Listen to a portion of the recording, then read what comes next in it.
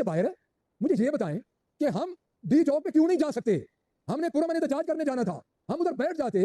Government का काम होता है, गवर्नमेंट का काम होता है मामलात को हल करना।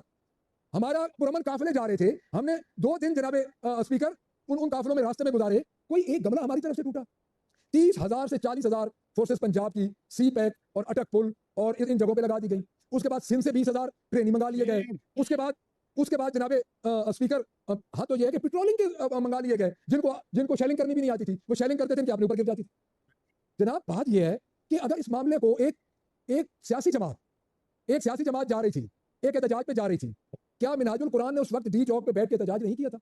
क्या मौलाना फजलुर रहमान ने इस्लामाबाद में एहतजाज नहीं किया था? तमाम सियासी पार्टियों का हक है। क्या पाकिस्तान पीपल्स पार्टी ने अपना लॉन्ग मार्च नहीं किया था? देखिए जिस तरफ ये निकल के जा चुके हैं, इदारों का तकद्दुस, इदारों का डर खत्म होता जा रहा है।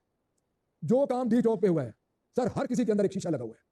हम बेशक न माने, हमें किसी का डर होगा, कोई नाराज हो जाएगा, लेकिन मैं वसूख से कह रहा हूं कि डी चौक पे जो गोली चली है ये गोली नहीं भूली जाएगी।